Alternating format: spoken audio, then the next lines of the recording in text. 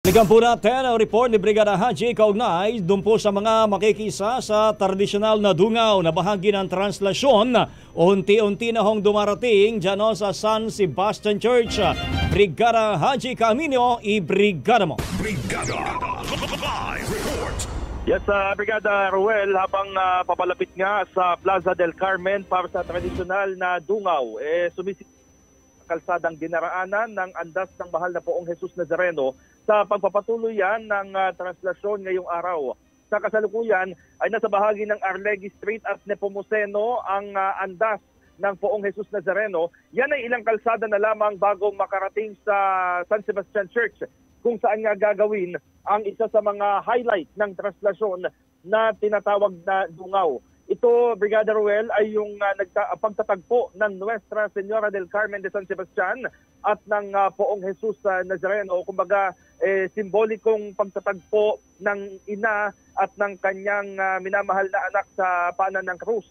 Sa paligid ng simbahan ng San Sebastian ay nag-aabang na yun, napakaraming deboto at nakikita nga natin yan ngayon.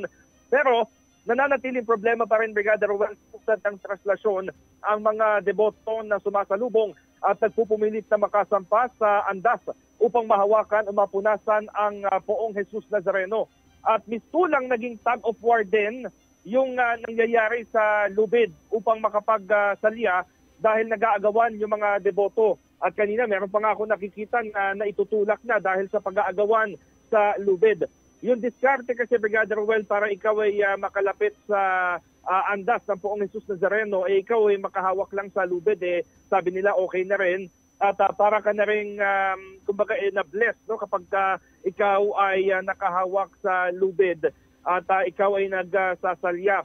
Ang isa pang diskarte dito para naman sa mga kabrigada natin at hindi maipit sa napakakapal na tao, no? Dito sa nagaganap na translasyon, dapat daw sumunod ka lamang sa agos ng mga tao at wag mong kokontrahin dahil may tendency talaga na ikaw matumba, at pag natumba ka na at na baka maapakan ka kasi, no, ng mga agos ng mga deboto.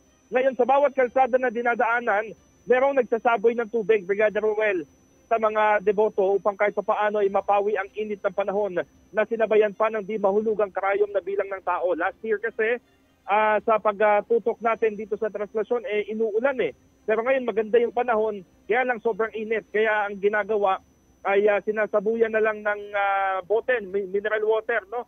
Yung mga kabrigada natin, yung mga deboto na nakikiisa sa translasyon. Ngayon, Brigada Ruel, may nakikita rin ako na kaliwat ka ng mga stretcher na kung saan gagamitin para sa sa mga kabrigada nating deboto na nahihimatay. Dahil may mga naiulat na nire-respondehan ang mga medic, pati na yung Philippine Red Cross. In fact, umaabot na raw sa 400 yung bilang ng mga deboto na inasikaso ng Philippine Red Cross. May mga bata pa ako nakikita na umaakyat sa andas. Yun yung kadalasang nagiging problema, kaya napipigilan, no, yung pag-usad ng andas dahil yung paanan ng krus ay makikita mo sa bandang labas, no, nung andas ng Poong Jesus Nazareno. Ngayon, ilang kalsada na lamang yung hinihintay natin bago makarating ng San Sebastian Church. Ang andas mula sa Nepomuceno Street, kakaliwa ito sa Concepcion Aguila, pagkatapos kakanan sa Carcer Street bago makarating ng Plaza del Carmen sa pamamagitan ng Hidalgo Street, Brigada Ruel. And so far, 4:07 p.m., katulad lamang ito noong 2020 kung saan naganap yung tradisyonal na dungaw bago mag-alas 5 ng hapon. So yan na muna ang latest sa Brigada Ruel in the heart of changing lives. Ito si Brigada Haji Camino ng 105.1 Brigada News FM Manila, the Music and News Authority. Ang bahaging ito ay hatid sa atin ng DriveMax Herbal Capsule. Lalaking angat, tumatagal.